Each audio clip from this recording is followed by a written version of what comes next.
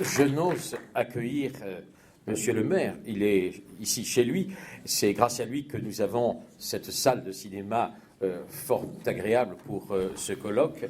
Monsieur Nazy, donc vous êtes chez vous. Soyez remercié d'avoir aussi accepté de donner votre contribution sur ce thème d'une église dans la cité. Et après Monsieur Marcel Pérez, nous faisons un bond en avant. Nous entrons dans notre siècle, au XXIe siècle, et peut-être avec d'autres considérations que vous allez développer maintenant. Merci à vous aussi d'avoir accepté de changer la place de votre conférence pour laisser Monseigneur Bruguès conclure et faire sa conférence finale. Merci à vous, Monsieur le maire. Merci, Monseigneur. Messieurs, Mesdames, Messieurs, on m'a confié le soin d'évoquer la place de l'Église dans la cité. Je suis maire depuis un certain temps, donc effectivement, je peux mesurer la place de l'Église dans cette cité de Moissac. Mais on ne pourrait bien comprendre ce qui se passe aujourd'hui si on ne fait pas un bref retour sur le passé, sur l'histoire compliquée.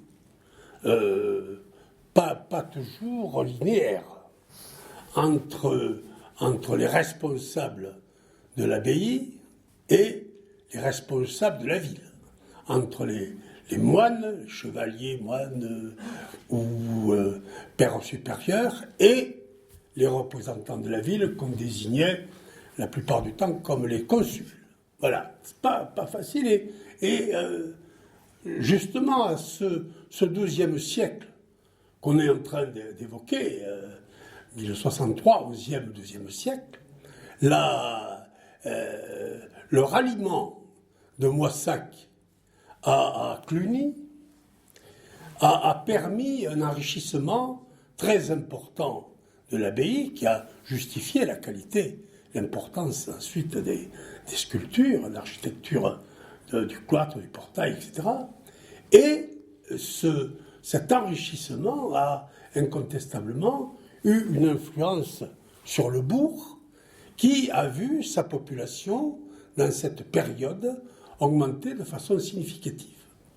Et avec le passage du bourg à la ville, bien sûr, sont nées les ambitions j'allais dire les citoyens, pas les citoyens à l'époque, les gens du bourg, de respect de leurs coutumes, de liberté, etc., à travers l'édification d'une charte qui date à peu près de cette époque-là. Alors, ce qui est intéressant, juste à titre d'exemple, c'est de montrer les relations difficiles entre les consuls et le père supérieur de l'abbaye à cette époque-là. Et en particulier, au XIIe siècle, le père qui s'appelait, c'est l'abbé bénédictin de Saint-Pierre, qui était un seigneur.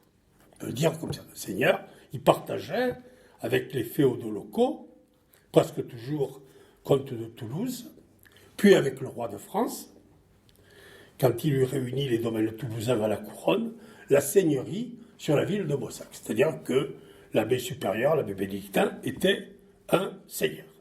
Ainsi, l'abbé, évidemment, jouissait des pouvoirs du seigneur. Alors, je vais vous en citer quelques-uns, parce que c'est quand même intéressant, quand on parle de taxes, c'est d'actualité. Vous allez voir qu'on n'a rien trouvé, on n'a rien inventé depuis, puisque donc le père avait le droit de l'ode, L-O-D-S. C'était le droit dû au seigneur sur la vente d'un bien dans son fief. Chaque fois qu'il se vendait un bien, il avait donc une part, il y avait une part qui revenait au père supérieur. Droit de péage sur les marchandises. Vous voyez, c'était au marché, sur le port, droit de chasse, droit de pêche, droit de banalité, four, moulin, pressoir, etc. Et je prends cet exemple parce qu'il est savoureux, il avait le droit du pied fourchu, qui s'appliquait au boucher de la ville sur tout bœuf, vache ou veau pesant plus de 96 livres, on payait 3 sols par bête vendue au seigneur, au moine supérieur. Voilà, vous voyez comme quoi, en termes de taxation, il y a encore du chemin à faire.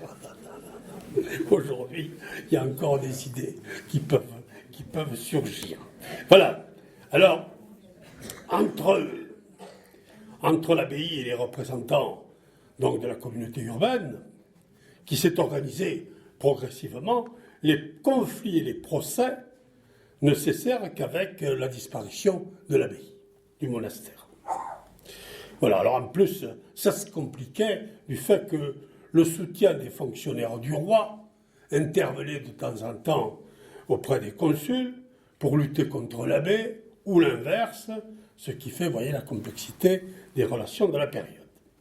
Alors, le différent, je prends cet exemple-ci parce qu'il est très drôle, le différent récurrent le plus grave portait sur la prestation de serment que devaient les consuls à l'abbé, comme reconnaissance symbolique de leur suggestion.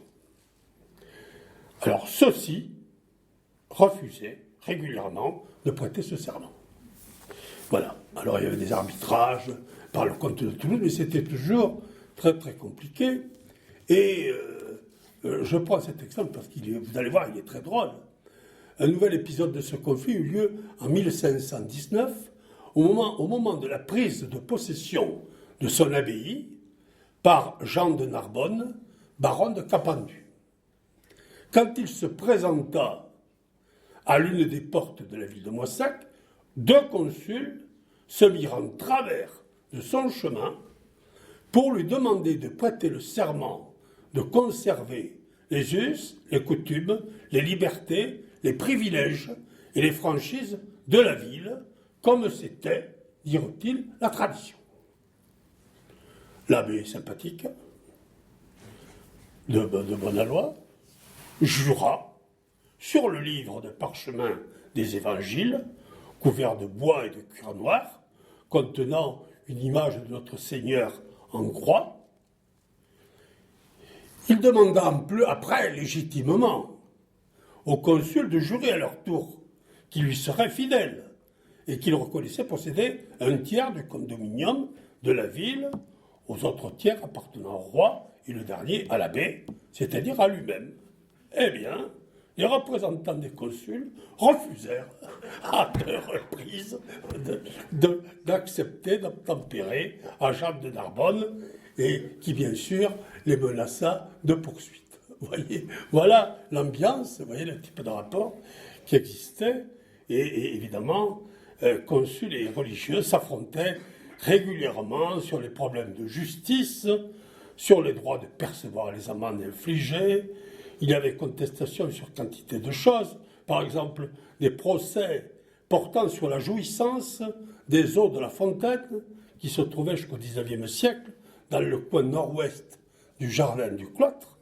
Eh bien, pendant toute cette période, se sont opposés religieux et habitants qui ont produit des dizaines de témoignages difficiles à expliquer pour savoir qui devait donc posséder et vendre l'eau qui était dans le cloître.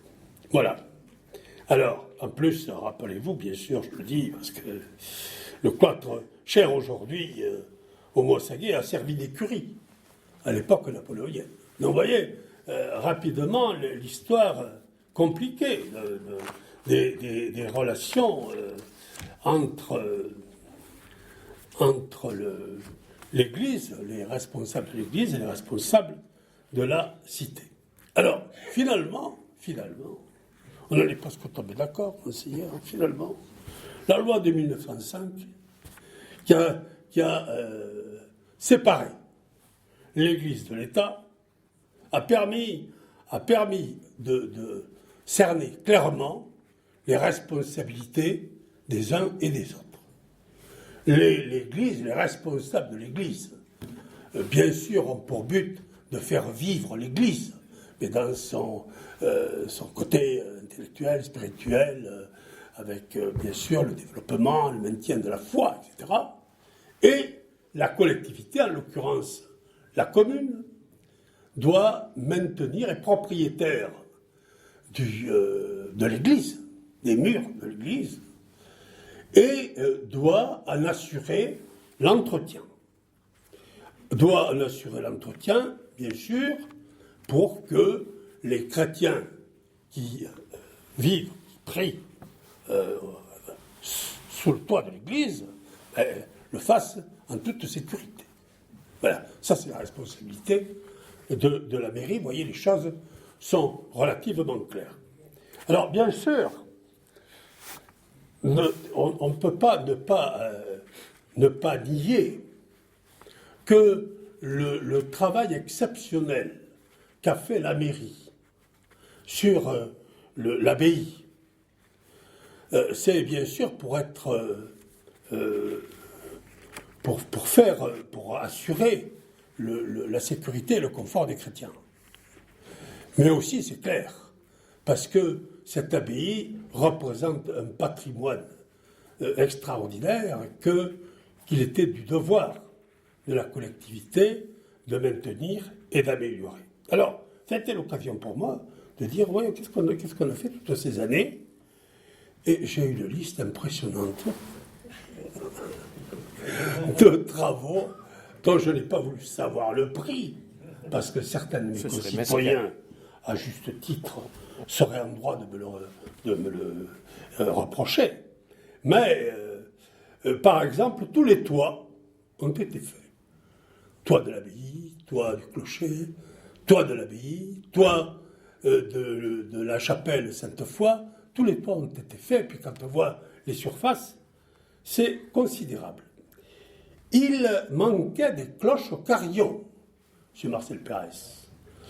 Notre carillon, qui compte 24 cloches, est un carillon complet. Il n'y en avait que 19 ou 20.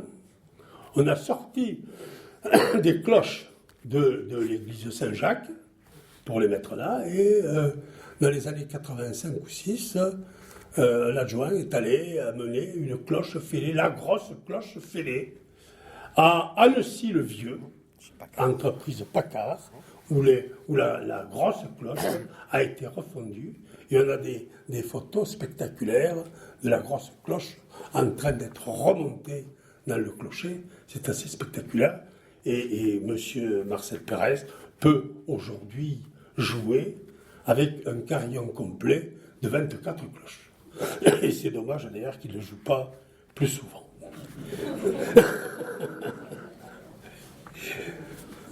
Ont été aussi restaurés les orgues entre 86 et 89 qui ont même été inaugurés le 17 septembre 1989, aussi qui marchent très mal. Et donc aujourd'hui, je pense que ces orgues fonctionnent bien. Vous nous avez fait une belle démonstration émouvante hier soir. C'était très bien. Alors bien sûr, il y a le chauffage. Ça paraît anodin, mais bon, c'est vrai qu'on prie plus facilement, on est plus à l'aise quand on a les pieds au chaud. Et c'est vrai que c'était une lointaine revendication, je dois le dire, de Pierre Sirgan. Ça fait bien 25 ans qu'il me réclamait le chauffage. Il y avait une énorme chaudière qui marchait mal, qui ne marchait pas.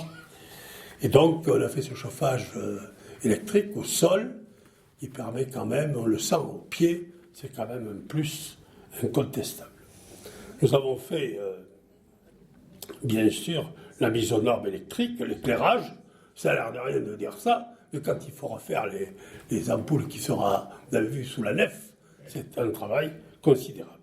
Alors aujourd'hui, il y a une étude de diagnostic sanitaire qui est en cours d'élaboration sur le portail et le cloître, puisque un des problèmes que nous avons aujourd'hui, c'est la sauvegarde, bien sûr, de cette église, qui s'abîme, le portail s'abîme. Il y a aussi des petites dégradations dans le cloître qui exigent d'abord de faire un diagnostic. C'est pas facile de savoir à quoi sont dues ces dégradations, et à partir de là, évidemment, mettre en œuvre les remèdes pour enrayer ce problème. Il y a eu aussi la mise en sécurité des éléments classés, la Pietà que nous avait volée et qu'il a fallu évidemment mettre en protection. Voilà. Mais tout cela était, je dirais, normal. Et finalement, a permis la maintenance en bon état de cette église. Mais il y a quand même un travail supplémentaire qui a été fait, qui, je crois, est important pour l'église, c'est la mise en valeur des abords. C'est la mise en valeur des abords, parce que, pour ceux qui se souviennent, il y avait des voitures stationnées sur le portail. Certains d'entre vous s'en souviennent peut-être. Des voitures stationnées sur le portail. Le parvis était un parking et on pouvait se garer jusque sur le portail. Il y avait des problèmes graves d'humidité, de pollution qui contribuaient à attaquer la pierre du portail. Et donc, il y a eu tout ce travail de décaissement qui a permis de retrouver l'emmarchement originel. Vous regarderez les photos il y a 30 ou 40 ans du portail, on dirait qu'il lui manque les pieds. Il est surélevé d'1 mètre. Et c'est vrai qu'aujourd'hui, il y a une toute autre allure avec cet emmarchement qui est devant, qui est l'emmarchement originel. La première marche, elle est d'origine. Elle est donc de ces années-là, 11e siècle, et la ville, donc, le niveau a monté d'1 mètre au cours de ces 900 dernières années. Et donc, tout ce travail a permis l'assainissement du portail, a permis aussi la piétonisation, ce qui est une bonne chose. La place du Rang de Bredon aussi a été totalement aménagée. Il y avait un cabanon à l'entrée du cloître. Il y a maintenant cette salle Saint-Julien. On a eu la chance d'avoir un excellent architecte qui a fait un travail remarquable avec cette aile Saint-Julien, qui est une salle de préparation à la visite du cloître. Et puis, bien sûr, actuellement, le patus, la dernière partie du périmètre abbatial, avec la restauration de la façade est du cloître, enduit, menuiserie, vitraux, l'aménagement de la place avec la mise en valeur du logis Sainte-Foy, que les Mossaguets appellent plutôt le palais abbatial, qui a et également aussi la mise en valeur des fondations et du mur de la chapelle clunisienne qui a été découverte à l'occasion des fouilles récentes. Voilà, tout cela permet, bien entendu, une restauration de l'ensemble du patrimoine, de ce patrimoine du XIe et XIIe siècle, sans oublier la restauration des fresques de la chapelle romane, qui a été un travail aussi considérable et qui méritait d'être réalisé. Tous ces travaux, outre qu'ils ont permis, bien sûr, une plus grande capacité de conservation de l'abbaye elle-même, l'ont mis en valeur comme elle le méritait. C'est vrai que la perspective sur le portail aujourd'hui a une toute autre allure que ce qu'on pouvait voir il y a 40 ou 50 ans. Et ça, alors je ne sais pas si certains d'entre vous ont vécu cette période, mais moi j'ai vu très clairement, après ces travaux, j'ai vu très clairement les Moissaguets venir au portail de l'abbatiale, avec des amis, avec des parents, montrer, fiers de ce patrimoine qu'ils s'appropriaient à l'occasion de ces travaux. Ça paraît très important de le dire, parce que il y avait une église, mais puisqu'on parle de l'église de la Cité, il y avait une église qui était franchement pratiquement invisible aux yeux des Boissaguais et des visiteurs, tant l'environnement était laid. C'est l'histoire qui fait qu'il y avait un monsieur, je ne citerai pas son nom, qui était aveugle, et parce qu'il était aveugle, il avait acheté tous les bâtiments autour de l'abbaye. Et pour y faire du stockage de choses les plus diverses. Il y avait des haricots d'hôpitaux, des bouteilles à gaz. Là où vous avez aujourd'hui l'office de tourisme, il y avait 300 ou 400 bouteilles à gaz. C'est-à-dire de quoi raser l'abbaye et le parti de la ville. Bon, évidemment, ce monsieur a mal pris quand on lui a dit qu'il fallait quand même désormais que les camions ne viennent plus jusque-là, que ce lieu méritait un autre traitement que des hangars de stockage. Et c'est vrai qu'il a mal pris, mais bon, c'était important quand même de faire ce travail, de montrer aujourd'hui cette abbaye avec toute sa magnificence.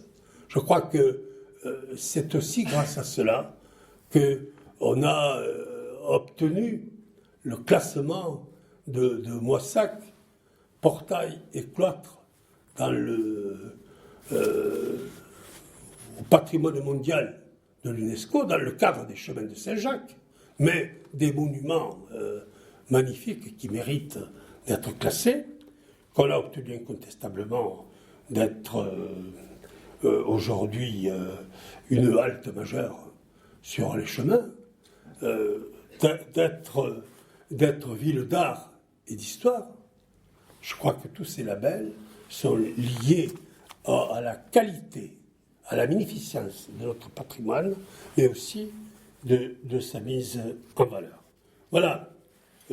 Aujourd'hui, cet aménagement a permis au parvis de redevenir ce qu'il était vraisemblablement au Moyen-Âge, c'est-à-dire un lieu de rencontre, de marché, de spectacles, de manifestations diverses, ce qu'il avait cessé d'être au cours des siècles passés.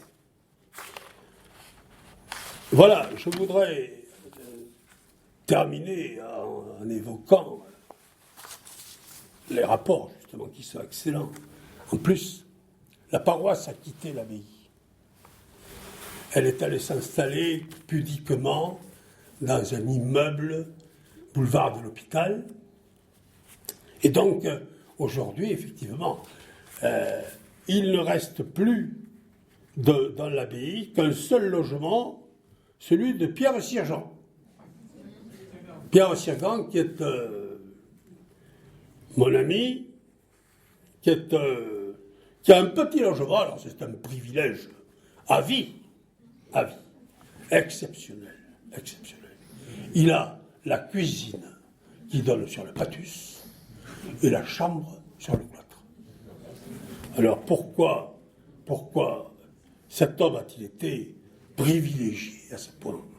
Parce qu'il a fait un travail si considérable sur l'abbaye, c'est celui qui a le plus et le mieux parlé et écrit sur l'abbaye, sur le cloître, sur les chapiteaux historiés. Je crois qu'il a une connaissance parfaite. C'est lui qui a dit d'ailleurs, le cloître de Moissac est le plus beau du monde. Homme pieux ne saurait mentir.